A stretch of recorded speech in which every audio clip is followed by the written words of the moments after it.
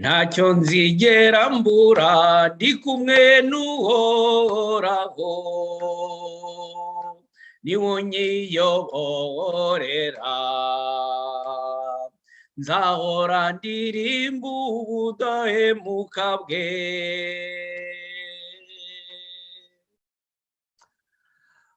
Bavandimwe mukurikiye iri sengesho ryo kubohoka,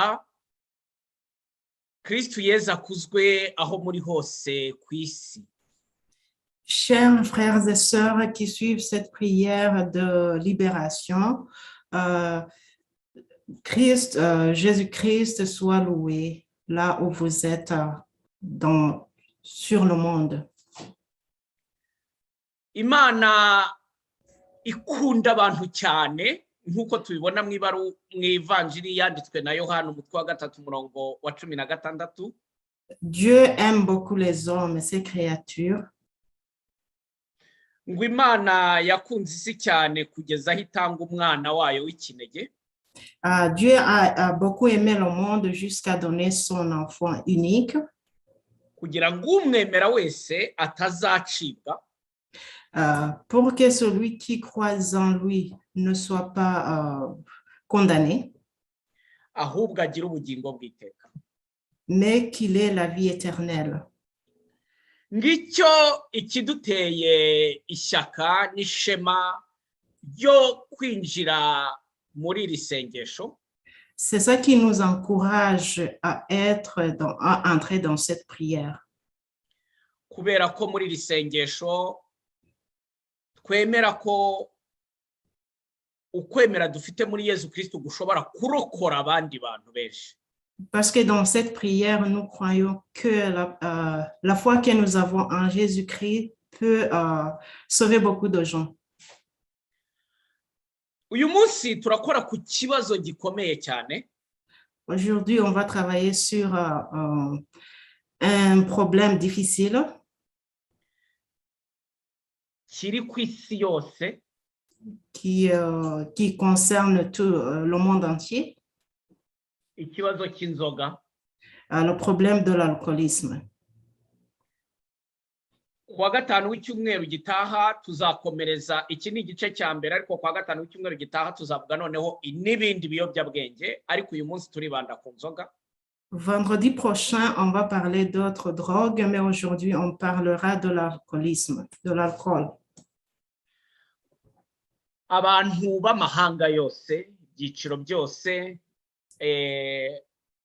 indimi zose bafite iki kibazo cy'inzoga. Le monde entier, toutes les langues, toutes les races ont le même problème de l'alcoolisme. Inzoga zigira ingaruka ku buzima bw'abantu benshi, hari ababutakaza, hari abo butakaza icyerekezo. L'alcool a beaucoup de conséquences sur la vie des gens. Il y a les gens qui perdent la vie ou qui sont désorientés dans la vie. Hari abo zagizeho ingaruka z'uburwayi. Il y a qui ont eu des problèmes de maladie. Hari abo zashoye mu ngeso mbi z'urukozasoni. Il y en a qui sont entrés dans des mauvaises pratiques. Hakaba nabo usanga zigeza ku rupfu. Et il y en a qui sont même morts, qui meurent à cause de l'alcool. Mu miryango yacu twese abatagizweho icyo kibazo mu buryo buri direct, icyo kibazo kiri ku bantu baturi hafi. Buri wese ntabuza abantu bamuri hafi mu muryango we cyangwa mu rugo rwe cyangwa mu nshuti ze, abantu ba hafi, mu baturanyi. Nta muntu n'umwe, nzi neza ko nta muntu n'umwe utarabona umuntu wagizweho ingaruka n'inzoga.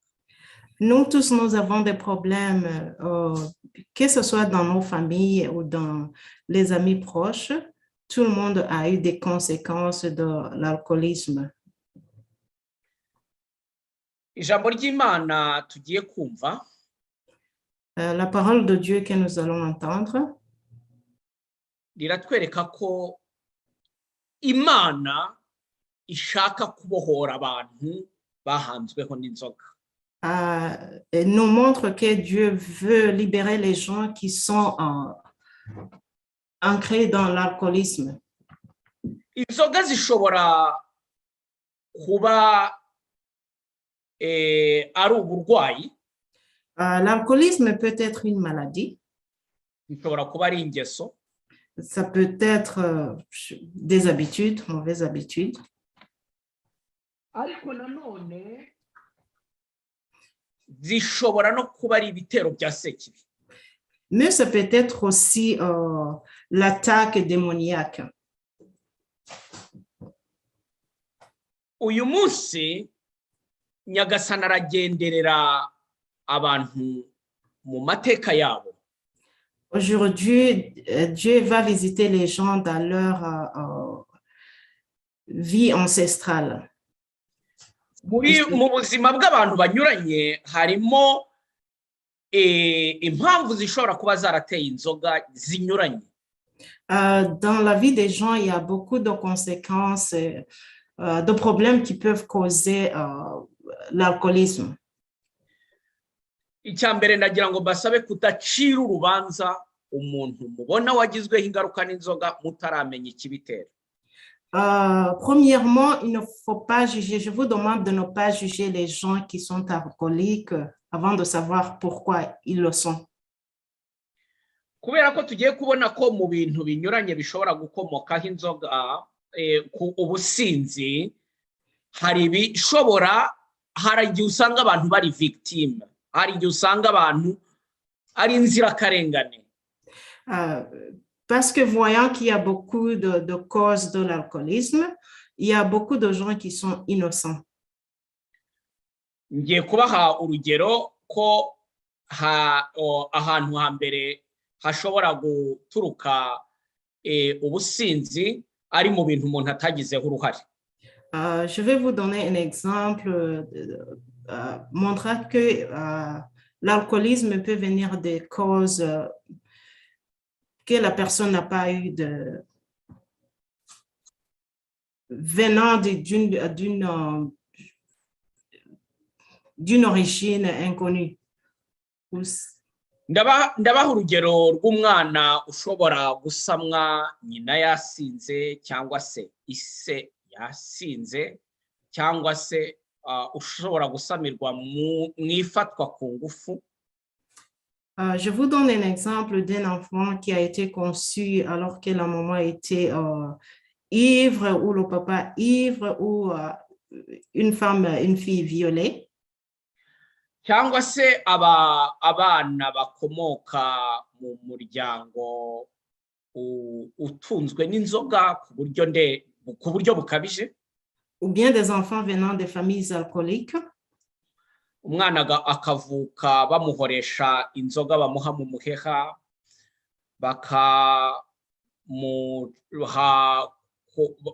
ahahora ibitaramo by'inzoga ari kubera iminsi mikuru cyangwa se kubera ibihe uwo muryango ubamo, bashobora no kuba ari abakene ariko inzoga zitabura.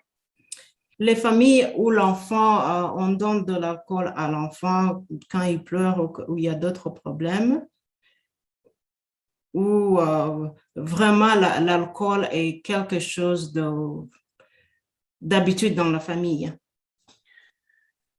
Uriya muntu aho akuriye ashobora gukunda inzoga kuko ziri mu muco we, ziri mu maraso ye ku buryo bukabije. Kimwe nuko hari abazanga urunuka bamaze kugira ubwigenge bwabo ku buryo badashobora no kureka gucira urubanza umuntu wese babonye asoma ku nzoga. Les gens grandis dans des familles où l'alcool est permise peuvent ou bien haïr l'alcool complètement ou devenir alcoolique.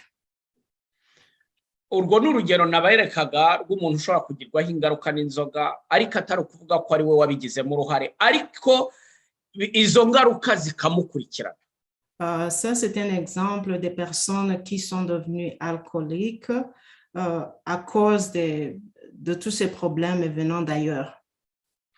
ariko reka turebe ko hari n'abantu bagirwaho ingaruka n'ubusinzi bw'uruhererekane mu miryango. Il y a aussi l'alcoolisme que je peux appeler ancestral, donc dans les familles, les conséquences familiales. Muri arbre généalogique, mu bibyo abantu bakora guérison de l'arbre généalogique, ugukizwa kw'amateka, kwibanda no kureba ingeso, imico, imyifatire byaba bikurikirana abakomoka mu muryango biva mu bisekuru nibura bitatu. Dans la délivrance, on poursuit l'arbre généalogique parce que tout ça peut être une histoire historique des familles. Uretse n'ibyo no kwa muganga abantu benshi bajya kwivuza bafite ibibazo binyuranye bimwe na bimwe cyangwa indwara zinyuranye bakabaza bati ese mu miryango yanyu iki kibazo ntabwo cyaba kigenda kigaruka. Même à l'hôpital, dans l'histoire familiale, on demande s'il n'y a pas d'alcoolisme. Kuri ka ya mbere ndagira ngo mbereke ko uwabaye umusinzi biturutse ku bikomere yasamiwemo ku buzima yagize, hagomba ko gukira, kureka inzoga bijyana no gukira k'umutima, la guérison intérieure. Ariko hano ku kubohoka kw'amateka y'uruhererekane bizasaba délivrance, harimo ama esprit, harimo za roho mbi ziza zigenda ziba uruhererekane, bizasaba guca iyo mizi y'amateka igenda ishibukaho ibintu byirepeta byigarukamo mu muryango. Donc, les enfants qui ont été conçus dans les problèmes alcooliques peuvent être guéris, ils ont besoin d'une délivrance intérieure, mais les gens qui ont des problèmes familiaux ou ancestraux ont besoin de délivrance.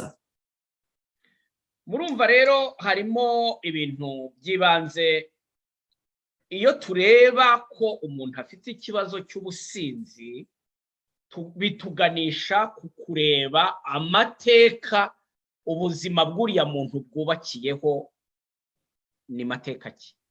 Donc, en cherchant le problème de l'alcoolisme, on cherche surtout l'origine de ces problèmes, de cet alcoolisme. Ikindi kintu twitaho, muzabona ko hari abantu akubwira ati njyewe sinanywaga inzoga nabitewe n'ibibazo nari ndimo, nari ngezemo, uko nari ndi icyo gihe, sinaryamaga, sinasinziraga, nashatse ikintu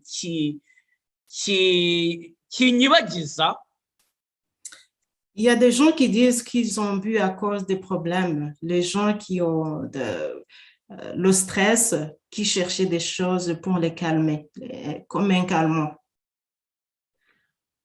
Aho rero naho uzasanga hari abo bikurikirana kubera ko za nzoga zatangiye ku kintu gito cya soulagement cyo inyoroshyo, ariko bikomereza mu gutwara ubuzima bw'umuntu wese. Cet alcoolisme qui a commencé comme un calmant ou quelque chose pour soulager le stress peut être aussi peut prendre toute la vie. Tugomba kwemera ko ikibazo kidakemurwa no kugihunga, ahubwo gikemurwa no gushaka igisubizo mu buryo bunoze. Le problème n'est pas guéri par la fuite, fuir le problème, mais il faut l'affronter pour chercher une bonne réponse. Niba ari ngombwa ko dufashwa kureka inzoga tukaba tubona zaratugizeho ingaruka, ni ngombwa ko dushaka n'abadufasha nyabo, kuko ngiye kuvuga ku kindi gice cy'abantu bagiye banywa inzoga biturutse noneho ku bandi basinzi. Umuntu atanga icyo afite. Hari abantu bagize inshuti mbi, ziba agakungu, gusohokana n'abandi, kumva uraha abandi bari, nawe ukigana imyifatire yaho utazi ingaruka bizakugiraho mu gusenya ubuzima bwawe. Si on cherche la guérison contre l'alcoolisme, il faut chercher les gens qui aident. Et surtout qu'il y a des personnes qui sont entrées dans l'alcoolisme à cause de la mauvaise compagnie. Ikindi kintu gishobora guturukaho ubusinzi ni uko nyuma yo kureba ibikomere, nyuma yo kureba ko amateka y'umuntu mu bibazo binyuranye, ndetse tukaba twanabonye n'imyuka mibi ishobora kuza mu ruhererekane, ngiye kwerekana ko noneho hari n'igihe mu buzima bw'umuntu ashobora kugira ikibazo cy'ubusinzi kubera kutamenya ikibi kiri mu nzoga. Pawulo mutagatifu ajya avuga ngo byose tubifitiye uburenganzira, ariko siko byose bidufitiye akamaro. Après avoir vu toutes les conséquences et les origines de l'alcoolisme, on peut voir qu'il y a les gens qui sont devenus alcooliques par ignorance. Mbyiruka nasanze nakurikiye impaka nyinshi z'abagatulika, abakristo gatulika bavandimwe, usanga benshi bakubwira ko kimwe mu bituma bakunda kiliziya ari ukwitababuza kwinywera ku gatama. En grandissant, j'ai entendu beaucoup de débats, surtout des frères, qui disent qu'ils sont dans l'Église catholique parce que l'Église permet l'alcool. Ndavuga verse ebyiri za Bibiliya bashingiraho, hanyuma nge nyuma yaho ndakomereza ku indi mirongo ya Bibiliya ariko itwereka ko mugomba kuziririza ubusinzi. Je vais vous donner 2 versets bibliques qui montrent là où ils commencent, donc pourquoi ils disent que l'alcool est permis, mais aussi deux versets qui disent qu'on doit éviter l'alcoolisme, l'ivrognerie. Ijambo rya mbere riri mu ibaruwa ya mbere ya Timote umutwe wa 5 umurongo wa 23 riravuga ngo uzareke kunywa amazi yonyine, ahubwo uzajya unywa na ka divayi gakeya kubera igifu cyawe n'intege nke uhorana. Donc, la première parole est dans Timothée, chapitre 5, verset 20. 1 Timothée 5, 23. OK. Il dit que donc, je crois que ça m'a échappé. Donc, il faut boire avec donc, modération, je sais. Oui, tu peux boire avec modération. Donc, selon comment tu peux tolérer l'alcool. Indi verse ni mu Evanjiri ya Yohana umutwe wa 2 umurongo umutwe wa 2 umurongo wa 1 kugeza ku wa 12. Un autre, c'est dans l'évangile de Jean, chapitre 2. C'est dans la noce de Cana. Aha rero naho abantu barakubwira bati donc ndasoma umurongo wa 10 wonyine ngo aramubwira ati ubusanzwe umuntu arabanza agatereka inzoga nziza, bamara guhaga agaheruka itari nziza, wowe ariko wakomeje gutereka inziza kugeza n'ubu. Aha rero abantu baravuga ko Yezu nawe ngo yahinduye amazi divayi. Yezu yahaye umugisha inzoga, yatanze inzoga mu bukwe bw'Ikana. Donc, dans le verset 10, on parle de comment Jésus a transformé l'eau en vin. Alors, ils se défendent en disant que Jésus a transformé l'eau en vin dans la noce de Cana. Donc, il faut boire. aya magambo abantu benshi bakunda gatama baba bayazi. Donc, toutes les personnes qui aiment l'alcool connaissent ce verset. Kugira ngo bajye bahangana n'abababwira ko vino ari umukobanyi, pour convaincre les gens qui leur disent que le vin est mauvais, ngiye kubasomera andi magambo nihuta abereka ko Imana yaduhaye ubwigenge, ariko ubwo bwigenge ntibugomba kubera umubiri urwitwazo. Ugomba kumenya impamvu ukora ikintu, ukamenya aho ugarukiriza, ukamenya niba urengeje urugero ingaruka bizakugiraho, niba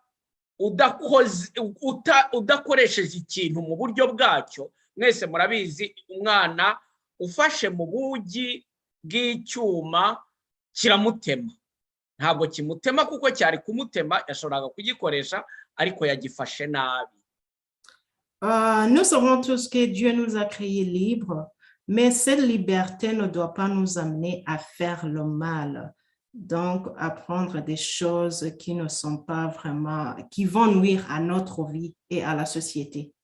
Turashaka gufasha abantu bagizweho ingaruka n'inzoga, abantu bagizwe ingwate n'inzoga, no gukumira bimwe mu bibazo biterwa n'inzoga zirengeje urugero, ari byo bigeze abantu ku cyitwa ubusinzi. Nous avons aidé les personnes qui ont eu des conséquences de l'alcoolisme ou bien qui ont été accros ou bien qui dépendent de l'alcool ou d'autres drogues. Mu gitabo cy'imigani umutwe wa 20 umurongo wa mbere ngiye kuvuga amaverse anyuranye atwereka ijambo ry'Imana aho rigaruka rikagaragaza neza ko inzoga zigira ingaruka kandi atari ugushaka kw'Imana. Izo ngaruka siko gushaka kw'Imana. Ni ngombwa ko uyu munsi kongera gusengera abantu bagasubirana ubwigenge bw'abana b'Imana butuma bahitamo icyiza bakareka ikibi. Dans le livre des Proverbes, chapitre 20, verset 1, je vais vous lire la parole qui montre que Dieu a créé les personnes pour faire... donc, qu'on doit laisser de mauvaises choses. Divayi itera ubupfu, inzoga zigakurura isindwe, uzishinga ntaba ari umunyabwenge.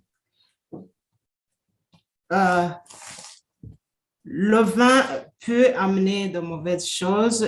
Ce qui suit l'alcool, l'ivrognerie, n'est pas intelligent.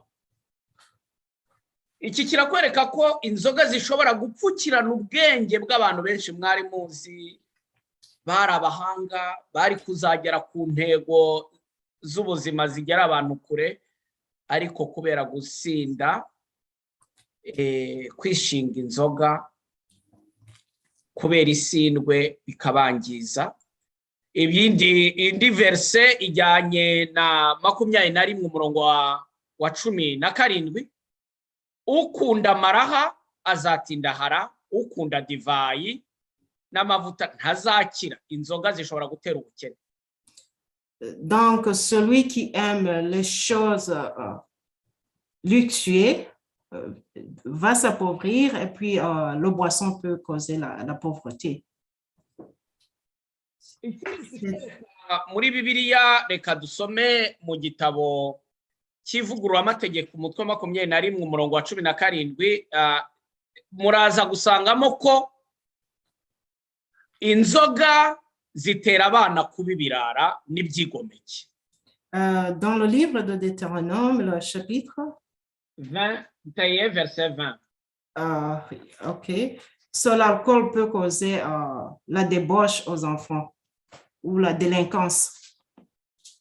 bantu mwemerera abana muzi kunywa inzoga benshi mu mashuri mu bigo by'amashuri mu miryango usanga bibatesheje icyerekezo cy'ubuzima.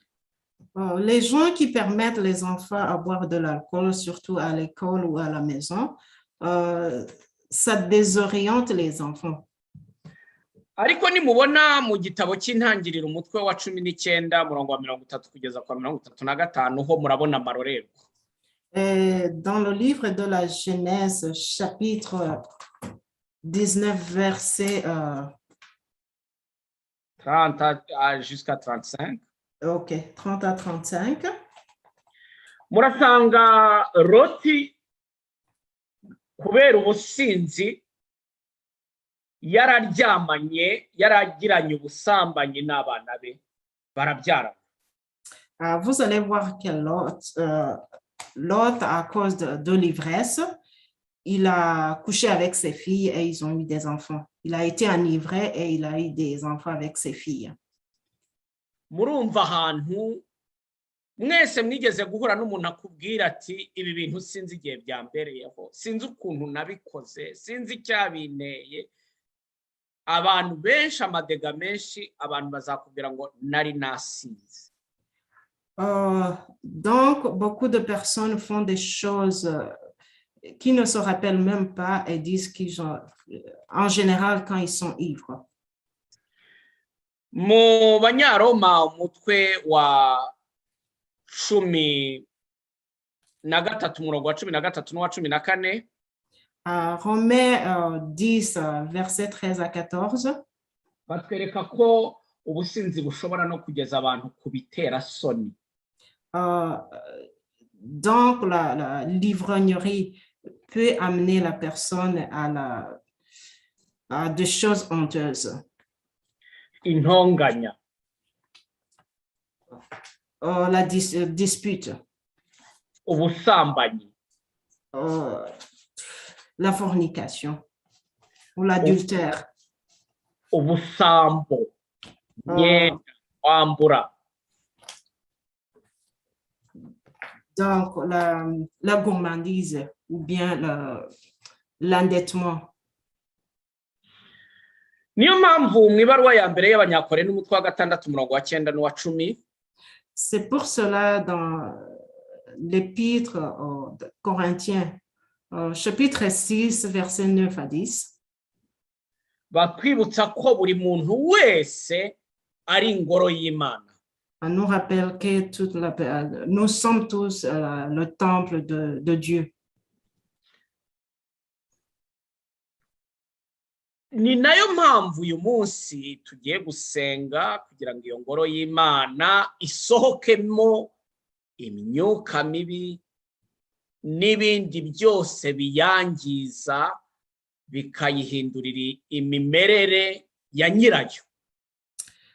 C'est pour cela aujourd'hui nous allons prier pour que ce temple de Dieu, pour que les mauvais esprits sortent du temple de Dieu et que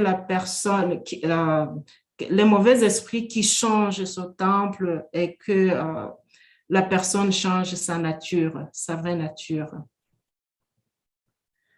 Buri muntu wese yagombye guharanira ko ubuzima bwe buzagira iherezo ryiza. Toute personne doit vouloir que la vie a une bonne fin. Iyo bakubwiye ko umuntu bamutoraguye mu muhanda yasinze yaguye mu muringoti, iyo umwana abonye umubyeyi we bamutahanye mu maboko kubera ubusinzi, iyo umuntu akubwiye ko yavutse mu bana mu muryango utagira akaba atazi na se umubyara kubera ubusambanyi. Si la personne te dit qu'elle a été ramassée sur la route à cause de l'ivrognerie, ou bien que le parent est ivre, ou bien que l'enfant ne sait même pas qui est le père à cause de l'ivrognerie,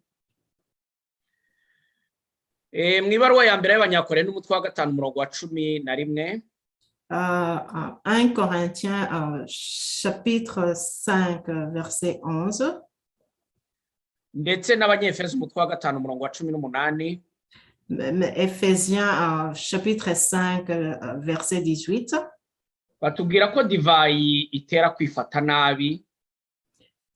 Le vin cause de mauvaises habitudes. Muri Hoseya 4:11 Osée 4:11 bakakubwira ko ubusinzi butesha umutwe. Dans l'ivrognerie fait perdre la tête. Muri Izayi 28 umurongo wa 7 n'uwa 8 Isaïe 28:7-8 batubwira ko abahereza bitamba abantu bakora ubutumwa bw'Imana bagomba kuzirana n'ubusinzi. On nous dit que les prêtres ou les sacrificateurs doivent s'éloigner de l'ivrognerie. Abayobora amakoraniro yo gusenga, abakora ubutumwa bwo kufasha abandi, les gens qui dirigent les groupes de prière ou qui sont chargés des missions d'aider les autres, batwereka ko ubusinzi bwica impano. L'ivrognerie détruit les talents, les dons. Kandi bukafubya umugambi w'Imana. Et ça détruit ou ça empêche la volonté de Dieu. Ndetse hakabaho n'igihe haza mu buyobe. Hano muri iri jambo baratubwira ko aba bahereza bitamba abantu bayobye kubera divayi bashobora no kugera igihe babeshya bahanura. Et ces gens qui sont perdus à cause de l'alcool peuvent même mentir dans des prophéties. Isaïe 5:22 Isaïe 5:22 baragira inama abacuruza inzoga. On donne conseil aux vendeurs d'alcool. Ejo nahoze numva mu Rwanda kubera ko tubari twafunguwe abantu bo benshi ngo bishimye cyane kubera ko ngo bagiye kuzinywa cyane. Parce que les bars sont ouverts au Rwanda, les gens sont en train de festoyer parce qu'ils vont boire. Kuko ushaka abantu benshi bashaka gutera imbere bashaka inzoga zituma abantu babagana bakabasigira imitungo yabo, bakarya imyenda batazashobora kwishyura n'ibindi byinshi. Ngo baragowe ab'intwari zo mu runywero kimwe n'inkwakuzi mu kuvanga inzoga, ngo muragowe.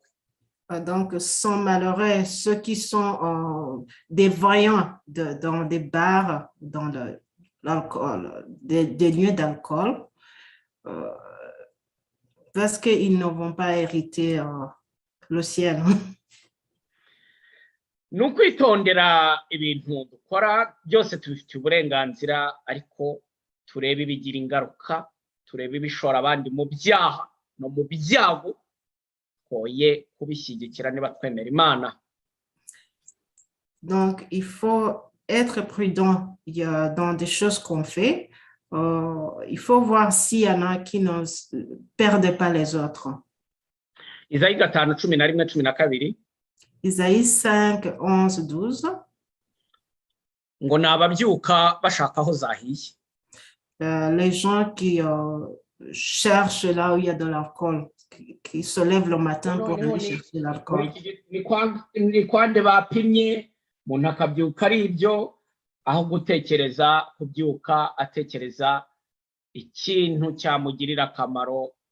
Ni mu bitekereze, muzabibona muri sosiyete zacu abantu benshi kubera izi nzoga zagize ingaruka, zagize abantu ingwate, akabyuka aricyo ararikiye, akakubwira ko atanyweye adasinzira, akakubwira ko ari yimutera akanyabugabo, akakubwira ko iyo yanyweye ari hagira ijambo, akakubwira ko inzoga ariyo ituma ari igituma b'umuntu mu bandi. Mwitonde. Au lieu de penser au projet important, il y a des gens qui cherchent très tôt le matin, qui vont chercher l'alcool, pensant que c'est là où ils trouvent vraiment la santé, c'est là qui leur donne l'importance dans la société. Abanyagalati 5:21. Galates 5:21. Yoweri 1:5. Joël 1:5. Mushobora no kuzakubona indi mirongo ya Bibiliya. Vous pouvez même trouver d'autres versets bibliques. Dusubikiye ahangaha, ariko amadini amwe namwe aziririza inzoga burundu ku bayoboke bayo. On s'arrête là aujourd'hui, mais beaucoup de religions vraiment empêchent l'alcoolisme dans leur religion.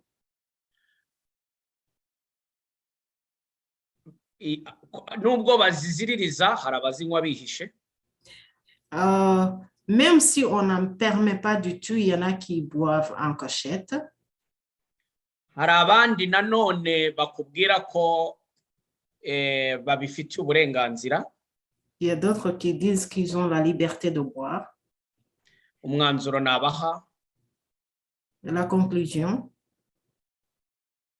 Umutimanama wawe.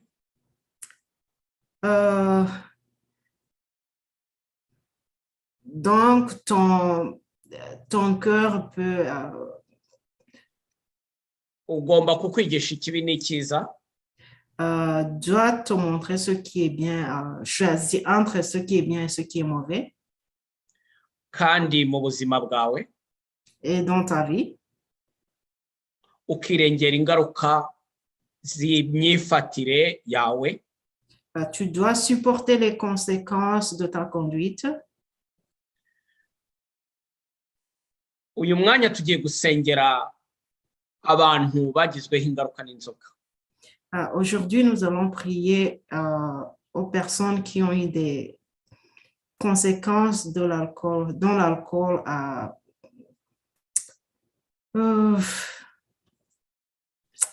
Hari abagizweho ingaruka n'inzoga mu mutwe, ku bwonko, bakagira uburwayi bwo mu mutwe. Il y en a qui ont eu des maladies mentaux. Hari abagizweho ingaruka n'inzoga mu mutima, bakagirwaho ingaruka n'ibikomere bizikomokaho. Il y en a qui ont eu des problèmes de cœur ou d'angoisse, des problèmes qui viennent de l'alcool. Hari abanduye indwara zinyuranye kubera ubusinzi. Il y en a qui ont eu des maladies différentes à cause de l'ivrognerie. Hari abantu benshi bafunzwe kubera ko bakoze amarorerwa mu gihe basinze. Il y a les gens incarcérés à cause de mauvaises actions sous la conduite de l'alcool. Hari abantu bari bubatse barasenya. Il y en a qui sont divorcés. Hari abari batwara inda. Il y a des filles qui ont été engrossées. Hari abari bafite akazi baragatakaza. Il y en a qui ont perdu leur travail. Hari abari bafite iterambere none ryarahagaze.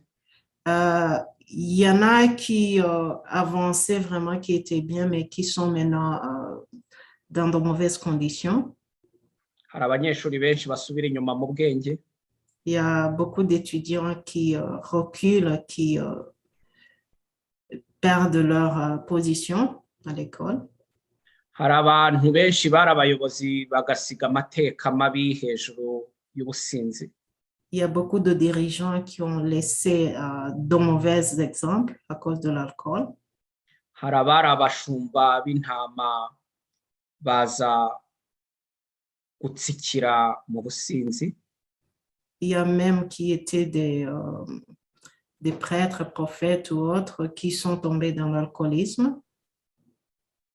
Nimunyemerere tuvuze akamo. accepter que nous allons crier.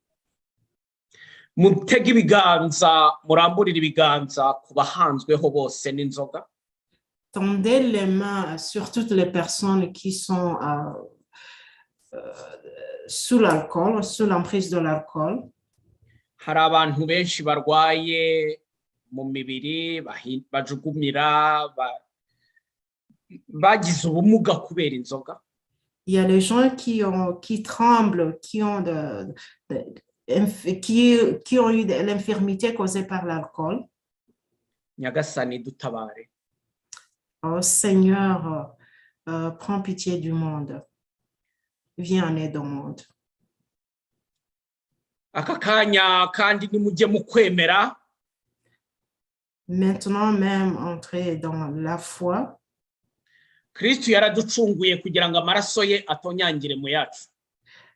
Christ nous a libérés, délivrés pour que son sang entre dans notre sang. Niba rero mwemera ko mu maraso yawe aka kanya igitonyanga cy'amaraso ya Kristo kigutonyangiramo kugira ngo aka kanya ayo maraso y'inzoga akuzengurukamo ajya mu muryango wawe mu ruhererekane uyu munsi ubohoke. Si nous acceptons que le sang de Jésus est mélangé avec notre sang, nous avons l'ADN de Jésus, nous prions pour que ce sang entre dans notre famille, pour que nous soyons libérés, pour que tu sois libéré. Abagore benshi bataye icyubahiro cy'ububyeyi, Imana irongera igiye kongera kubagenderera. Les femmes qui ont perdu leur dignité de mère, Dieu va leur visiter, va les visiter encore. Buri wese Nyagasani namwereke amateka ye n'amateka y'umuryango we n'inkomoko ye, namwereke intege nke ze, namwereke irari rye, namwereke byaba byaragize ingaruka ku buzima bwe, ndetse n'ibintu byose bihagarika amahirwe ye kubera ikibi kiva ku buzima bwe cyangwa kiva no mu buzima bw'abandi kikamugiraho ingaruka. Aujourd'hui, Dieu montre tout ce qui a empêché la personne d'entrer dans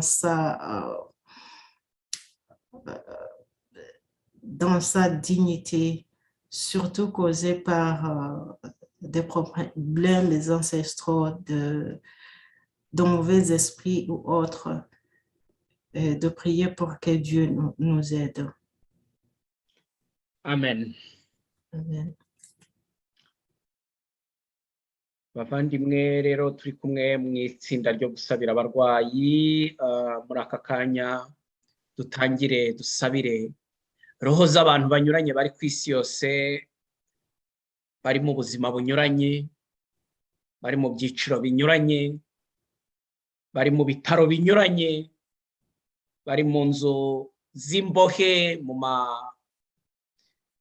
magereza anyuranye, abantu bari mu ndwara zinyuranye, abantu bazererezwa n'imyuka mibi inyuranye kubera sekibi yambaye umwuka w'inzoga, umwuka w'ubusinzi, umwuka w'ibiyobyabwenge, kugira ngo yambure abantu isura y'Imana. Nyagasani ngwino, Nyagasani waradusezeranyije ko nta ntama n'imwe yawuzimiza. Dore abantu barazimiye Nyagasani, dore ababyeyi babuze abana babo, dore abubakanye baraburanye kandi babana,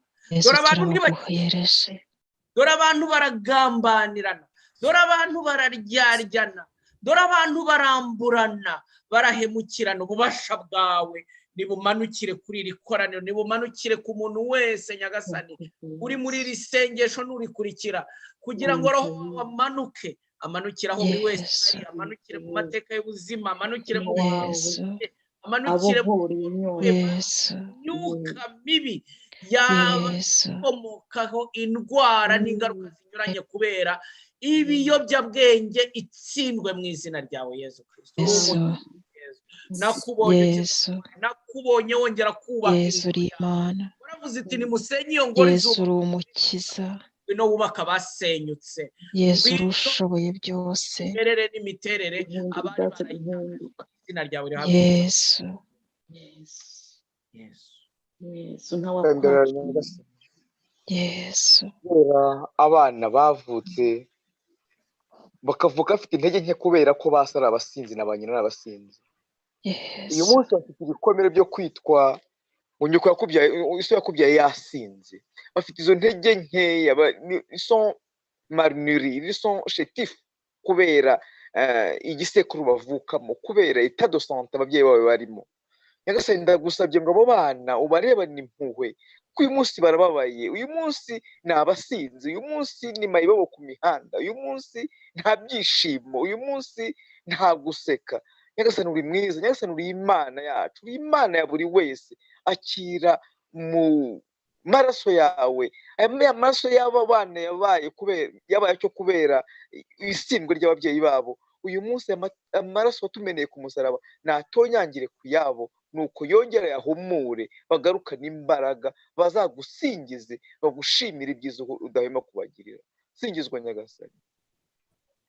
Singizwa Nyagasani. Mukama Yesu ndakuninahaza kuko aho ushitse ugira byose bishasha.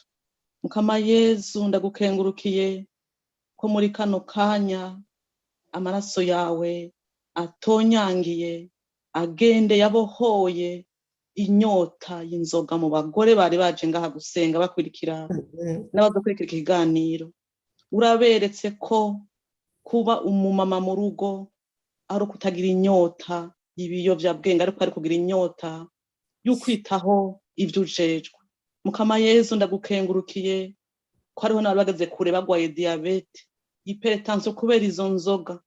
Muganga yababwiye ati hewe izo nzoga bikanka, ariko uyu munsi mutima wawe arabakuye mw'iyo nyota y'inzoga. Urakoze Mukama Yesu. Ntimuzongera kugenza nk'abatazi Imana. Urakoze Nyagasani kuri bariya bantu bose ubohoye ubusinzi. Urakoze cyane kuri uriya muryango banduye sida kubera ko umugabo yasindaga, umugore akaza kwandura sida, ndetse n'umwana babyaye yavutse yanduye. Kuva icyo gihe babuze amahoro, ariko uyu munsi Nyagasani urakoze kubera ayo mahoro ushyize mu rugo rwabo. Amen. Urakoze Nyagasani kuhinduye ubuzima bwabo. Merci Seigneur Jésus. Urakoze Nyagasani Yesu.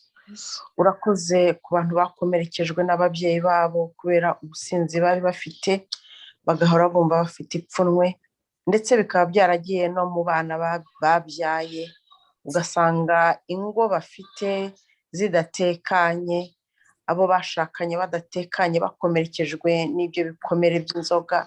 Urakoze Nyagasani kurimo kubabohora, urakoze kurimo kubohora iyo mitima yose yari ikomeretse kubera ibibazo by'inzoga by'abo bashakanye byaraturutse kuri karande. Urakoze Nyagasani. Ndagushimira Nyagasani. Abantu bagiriweho ibihango mu miryango baragurizwa, abantu bose babandishijwe, abantu basubijeho, abantu bose bagirizweho ingaruka n'ubusinzi biturutse mu mihango ya gipagani, aho batanze inzoga ngo bakunde babavure babiteho. Inzoga, umwuka w'inzoga urabakurikirana. Duciye iyo migozi yose, tuyikatishije uyu musaraba wa Kristo. Uyu munsi ni kuwa gatanu twibuka urukundo rw'umutima we, twibuka ko Yesu yatubambiwe ku musaraba. Niyo mpamvu dukora iri sengesho ryo kubohoka uyu munsi. Abo bantu bose nibatonyangirweho n'amaraso, abatewe icyuhagiro, abavugiweho amagambo, abanyweye inzoga zatongerewe, abantu bose batanze inzoga ku bandi. Hari abantu batanze inzoga ngo tanga inzoga tugire dutya, uriya tumugirire dutya. Imanza z'iwacu zose mu mateka yacu, mu mico yacu, ibintu byose ni inzoga y'abagabo, inzoga.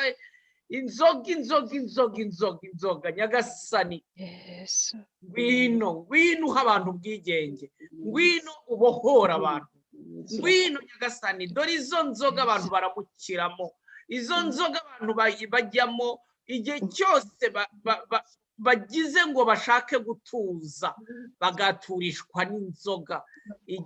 Nyagasani, ngwino wubake ingoro yawe Nyagasani, ishyira mu bwigenge abantu, roho wawe atume batsinda inzoga. Fata icyemezo cyo kureka inzoga muvandimwe, fata icyemezo cyo kunywa avec moderation, ureke gutwara, ureke gushikamirwa. Nyagasani, ngwino wongere wuhagire. Ndashimira amaraso ya Yezu Kristo arimo yuhagira abantu banyuranye. Abantu banyuranye bari bahanzwe no guhorana icyaka, guhorana irari, guhorana umwuma, guhorana ibitekerezo bibaganisha ku kabari. Ndakwereka Nyagasani abantu bafite imyenda bananiwe kwishyura. Ndakwereka Nyagasani abantu bahise bahora bahinduranya inshuti kubera guhemuka. Ibyo byose kubera inzoga. Ububasha bwawe ni burimo burababohora. Izina rya Yesu. Amen. Amen. Yesu kandi aratanze uruvyaro. Hariho umugabo kuko yanywa inzoga nyinshi, imbuto ziwe zari zarabaye nabi. Uvuze uti nimwakire mutima mweranda bakure kwiyo nyota. Uyo mugabo aravuze ati urakoze Yezu, ndahagaritse. Imana irabahaye ikibondo. Amen.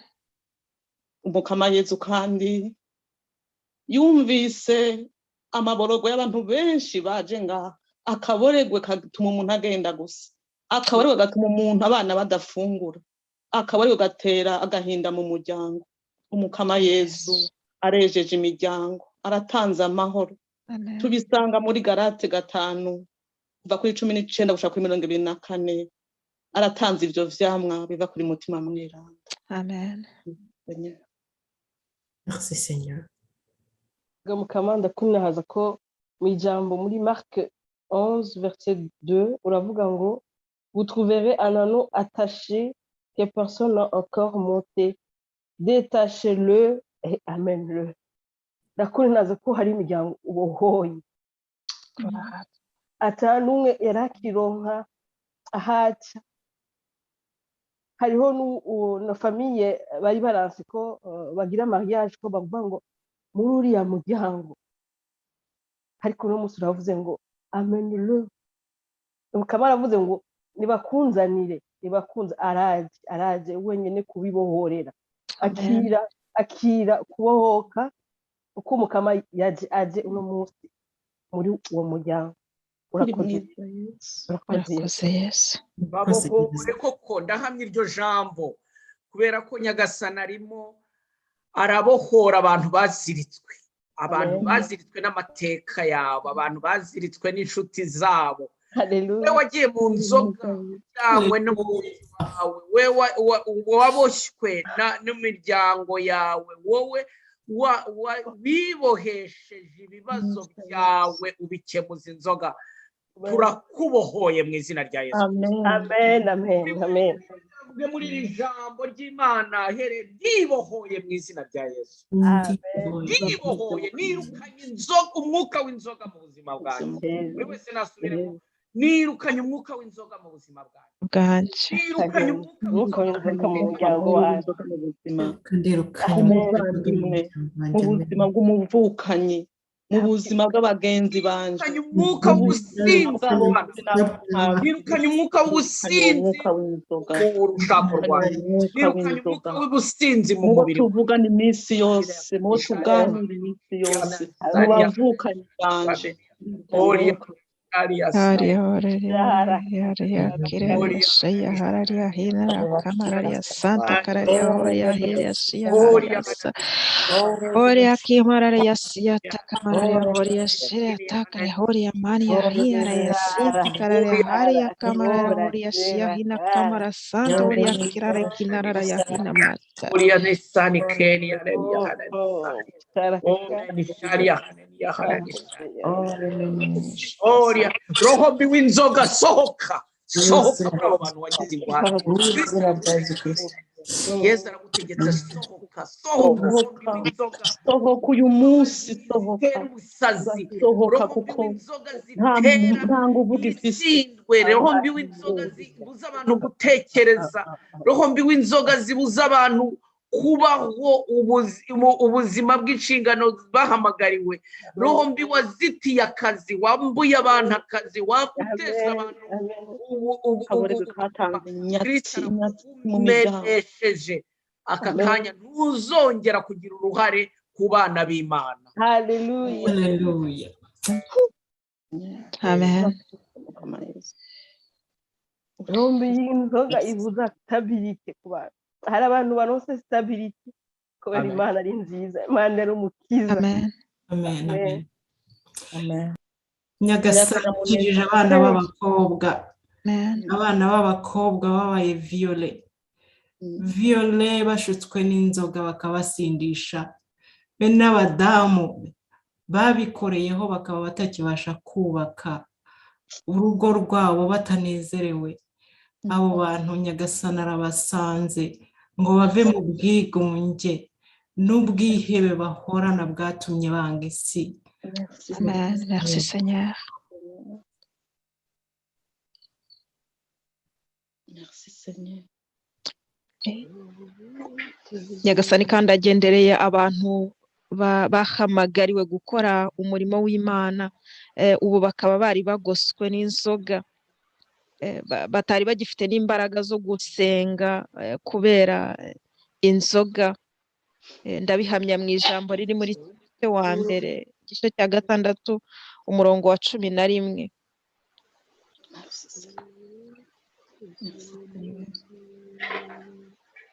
Umukama Yesu kandi arakijije umuntu yari mu bitaro kubw'inzoga yanyoye kandi bamuhagaritse kuva kera kunywa, baramuciye amano ubu naho bariko bamwopera amaso.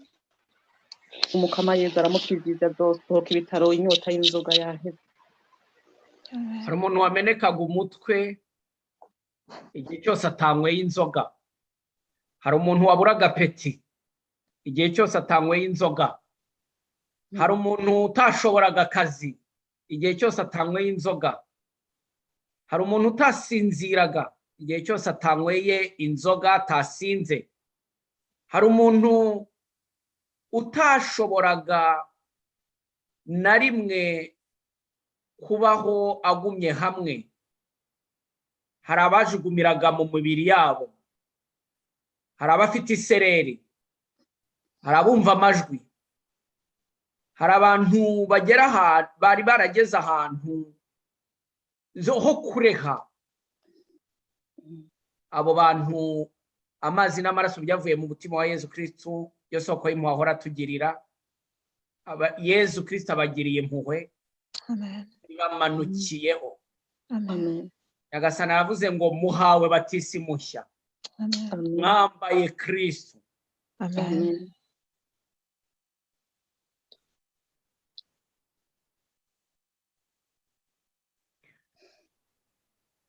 Ububasha bw'uyu musaraba wa Yesu Kristo tubushyize imbere ya buri rugo rwose. Amen. Imiryango yose yanditsweho ko ari iy'abasinzi, yanditsweho ko ari iy'abasazi, yanditsweho ko ari gakondo y'ubusinzi. Ububasha bw'uyu musaraba wa Yesu Kristo buhazamuye ibendera ryo gucungura. Amen. Kubihawe na Yesu Kristo umutsinzi by'umwanzi yabatezaga byose. Amen. Yesu izo roho mbi nizihunge, kuko uwabatangiye umubiri n'amaraso bye azahuye amazina yanyu ayakuye mu mva. Hari abamanitswe, hari abaragurijwe, hari abantu batongerewe batangwaho ingwate.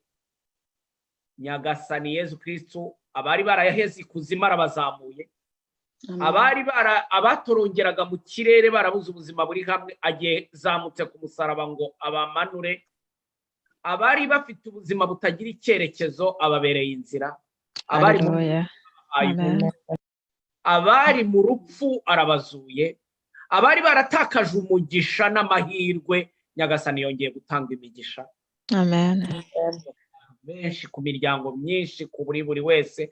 Abantu benshi bafashe icyemezo cyo kureka inzoga, nyagasani abashyizemo ingabire y'ububasha n'ubushobozi bwe. Amen. nyagasani atanze ingabire y'itunga, bahoranaga ubukene baterwa n'imyenda y'inzoga. nyagasani atanze ubutunzi ku bagiye gutangira imirimo. nyagasani atanze umugisha w'ubuzima ku bantu bose bavuze ngo Yezu ndakwakiriye nk'umukiza n'umucunguzi wanjye. Amen. ubwami n'ububasha n'ikuzo n'icyubahiro ari ibyawe nyagasani iteka ryose. Amina. Amen. turahamya tudashidikanya ukubohorwa kw'amateka yawe ku biyobyabwenge, ku businzi, mu bubasha bw'izina rya Yezu Kristo ubihawe na Yezu utsinze iby'umwanzi yagutezaga byose. Duhagaritse ingaruka byakugizeho zose kandi dushyize uburinzi bw'abamarayika n'abatagatifu ku buzima bwawe bwose. Amen. Alleluia. Amen. Ingizwe mu ijuru. Amen. Gloire à Dieu. Gloire à toi, Jésus. Amen. Singizwa Yesu. Urakoze Yesu. Ninahazwe